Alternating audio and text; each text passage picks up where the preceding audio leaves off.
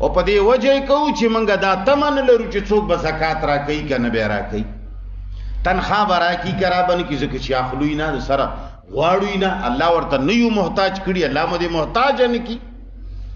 موږ د زکات پروا نه کوو، موږ د خیرات پروا نه کوو، موږ د مدرسې پروا نه کوو، موږ د مسجد پروا نه کوو. هزار جماعتونه پاتې شول، وران شول، مدرسې وران شوي، کورونه وران شول، بیا هم الحمدلله وخت تېرېږي. عقایدو کې ایمانیاتو کې سختی ده، په هغې کې مولیانو نرمي راوستې ده، زمانو نه ده ګند را روان دی دغسې. عقیدو کې نرمي ده، یره جی که بیا دې داسې و نه بس دا دومره غټه خبره نه ده مړی، یره جی پلان کې سړي پسې مونځ کېږي که نه چې هغه بریلی وي، نشي کېږي مونځ هر چا پسې کېږي. ښه هلکه چې ستا خور مور له کنځلي کوي، نه نه دا د سړي زوی نه دی، چې ستا مور له کنځلي کوي د سړي زوی نه دی، او چې الله پاک ته کنځلي کوي هغه پسې مونځ کېږي. چې یو ښځه وکه څه شی و هغې وی چې مولانا پوښتنه وکړه، ورته وی چې مولانا صاحب که چېرې داسې یوه جنۍ وي او یو هلک سره یې داسې دوستي وي او ورشي دا خپل مخ داسې ورپسې وجنګوي نو څنګه دی؟ غوته چې نه نه نه نه جهنم خطره ده. چې مولانا صاحب که تا پسې وجنګوي چې یاره جنت ته دی لکه چې چل جوړ کړی دی. زمونږ د مولیانو دا حال دی چې الله پسې کنځلې کوي، وي چې خیر دی مونځ هر چا پسې کېږي. هلکه چې یو سړی وایي چې علم غیب الله نه بغیر هر چا سره شته، پیرانو سره، مولیانو سره، اولیاءو سره، بزرگانو سره، دا هر څوک پوهېږي او کتاب وګوري هغه ته پته لګي چې تا باندې چا څه کړي دي. نه الله فرمایي قل لا املک لنفسي نفعا ولا ضرا، قل لا يعلم من في السماوات والارض الغيب الا الله. د علم غیب مسله قرآن بارها ذکر کړی دا چې په غیب یو الله پوهیږي. د یو سړي عقیده ده چې غیب باندې بزرگان اولیاء مولیان پوهیږي، ته وایي چې هغې پسې مونځ جایز. نو کمو خبرو کې چې سختی ده هغې کې مولیانو نرمي راوستې ده، کمو کې چې نرمي ده هغې کې سختی راوست. چې مونځ قضا کې وی چې حدیث کې راغلی دي چې دومره حقه به په جهنم کې وي. اورېدلی به د روایت کړه 1 کروڑ 88 لاکه کاله به په یو مانځه باندې جهنم کې سوځي. څومره؟ 1 کروڑ 88 لاکه کاله چې یو مونځ قضا شي دنه او بیا یې را وګرځوي هم. نو ما وی چې رسول الله صلی الله علیه وسلم د غزوه خندق کې سره د صحابه 3 یا 4 منځونه قضا کړي دي. چې تا مال دا روایت جوړ ک چې څوک منځ قضا کی کبیا یې راوګرځوي هم نو 1 کروڑ 88 لاکه کاله به جهنم ته ځي. دارنګې دین علاوه مسلمانان ټول پیغمبر علیه الصلاۃ والسلام سره تلی و یو جهاد ته ډېر ستړي شوي وو، ناوخته راغلل، په یو ځای کې پړاو واچولو. یو صحابي ته یې وویل چې ته پیره کوه، موږ به ټول وده شو ځکه چې سهار مانځه ته چې یو 2 غنټې خوب ونه کړو مونځ هم نه شو کولی. لہذا صحابي هم دوی سره ستړی و چوکیدار. نو هغه چې دوی وده شول، ټول صحابه سره د رسول الله وده شول، صحابي هم چېرته تکیه لګولې وه هغه ورپاسه وده شو. حاله سترګې کولاو شوې چې غرمه دومره راتېز شوی و چې دا خلک یې وسوځول. نو چې سترګې راوچتې کړې هغه یاره موده و چې کمې کېنولی و. نو دا راته ووایه چې دا صحابه او دا نبي به 2 کروڑه کاله ځي چې تا دا کمې دا قصې خلکو جوړې کړي دي. چې شی جوړ دي؟ دا منګړت روایتونه، دا د قرآن نه خلاف روایتونه بعضې راغستې دي او په دې کتابونو کې منډلې دي. کم چې غیر اهم سیزونه دي هغه د الله د وجود او د توحید نه اوچت کړي دي، او کم چې رښتیا زیات اهم دي هغه غیر اهم ګرځولي. مونځ،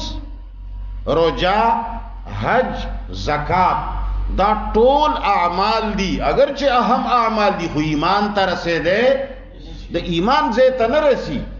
مسلمانو د ایمان په خبرو کې سخت نرمي شروع کړې ده. خیر دی که قبر کې څوک مړی ګڼي هم صحیح دی، او که ژوندي ګڼي هم صحیح ده. نو څنګه صحیح دی چې قرآن وایي چې په قبرونو کې څوک دي دا مړه دي هغه خلق چې تاسو ورته आवाजونه کوي تدعون من دون الله الله فرمای اموات غیر احیاء دا ټول مړي دي دا ژوندۍ نه دي आवाजونه خلق چاته کول یا عزیر علیہ السلام را ورسېږي आवाजونه خلق چاته کول یا عیسی علیہ السلام پنه کې را ورسېږي आवाजونه خلق چاته کول یا پیر بابا را ورسېږي کاکا صاحب را ورسېږي پلانکیا بابا را ورسېږي نو دا بوتان دي عیسی علیہ السلام بوت ته دا پیغمبران چې خلق را مدد چا کول دا ملائکه ته چې आवाजونه کول دا بوتانو الله فرمای اموات غیر احیاء وما يشعرون ايان يبعثون دوی ته دا پته هم نه لګي چې دا به کله دوباره راپورته کیږي په ورځ د قیامت نو بوتان به راپورته کیږي بوتان خو نه راپورته کیږي انسانان راپورته کیږي دا د انسانانو په باره کې دی الله فرمایي دا ټول مړه دي ته وایي چې نه په پلنکی روایت کې راغلی دي چې د قبر کې کېږ دي دوباره ورته روح راشي پکې ورننوځي او د ژوندې شي بالکل وی چې سترګې سولوي ښه داسې چې سترګې سولوي ان لله لکه د قبر خو لګو ته وچت جوړه چې دا سره دي تختو سره ونه لګي لیټ میټ تنظیم مو توکا وای چې بیا به د عذاب قبر ورته څنګه ملاويږي نو ته پستر ګوډون شي چې الله وای چې پس مکه کې داسې شی نشته چې د الله تسبیح وای هر شی د الله تسبیح وای نو کانه وای کني وای خله کما ده خله کما ده چې ته وای چې کانه تسبیح وای یاره خو الله ویلی دي زمونږ ایمان دی چې وای خود قصیدا مو معنا کنه چې زمونږ ایمان دی چې عذاب ولا ورکولې شي دا ډنډه دا د سپیکر دا ذکر کوي کني کوي زمونږ ایمان دی چې الله وای چې هر شی کوي دا به هم کوي نو د خلق کما ده روح پکې کم ده دا لرګي ذکر کوي روح پکې کم ده پانی کوي ونی کوي لرګي کوي روح پکې کم ده یاره الله قادر دی نو چې الله په دې تمامي دنیا کانو لوټو ونو بوټو باندې قادر دی نو په دې مړی نه دی قادر نه نه چې دلته کمزور دی کنه دلته د زمکې نه لاندې وس نه بریږي نو چې د زمکې نه لاندې وس نه بریږي بیا به خدای ني خبره مې پوهیږي لکه کنه پوهیږي زمونږ رب هر ځای کې وس لري په هر چا وس لري هر نمونه وس لري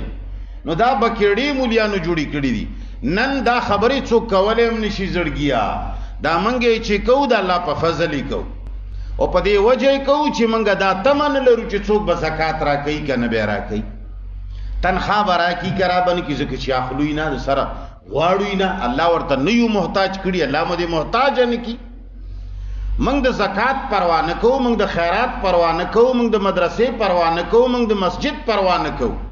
هزار جماعتونه پاتې شول وران شول مدرسې وران شوي کورونه وران شول بیا الحمدلله وخت ریږي خلق د مدرسې او د جماعت عبادت کوي مدرسه مې ناکام نشي بیا ورته طالبان ناراضي را پس اعلان به وکیږي بیا ورته وای خلق ته وای چې مورزه سبق پکې موای دا خو منکر حدیث ته دا خو داسې حدیث زچره نشم منله چې هغه زما رسول الله ته هم 100 کروڑه کال جهنم ور کوي ته معنی دا سه روایت ز نشم منله چې هغه روایت رسول الله او صحابه ته هم 2 کروڑه کال عذاب ور کوي تبه دا سه روایت معنی زدا سه روایت نه منم زه هغه روایت منم چې هغه سند نه سنوي هغه قرآن سره برابر وي د هغه هر یو لفظ د رسول الله نه ثابت وي سندن هم درایتن هم هر لحاظ سره هغه د پیغمبر قول لګي دا سه خبرو باندې می سر قربان دا سه خبره نشم منله چې هغه کې ستا بزرگان ہوتا عبدالقادر جیلانی ته په دنیا کې د خدای واک ورکی او رسول الله جهنم ته ولیږي دا سه روایت نشم منله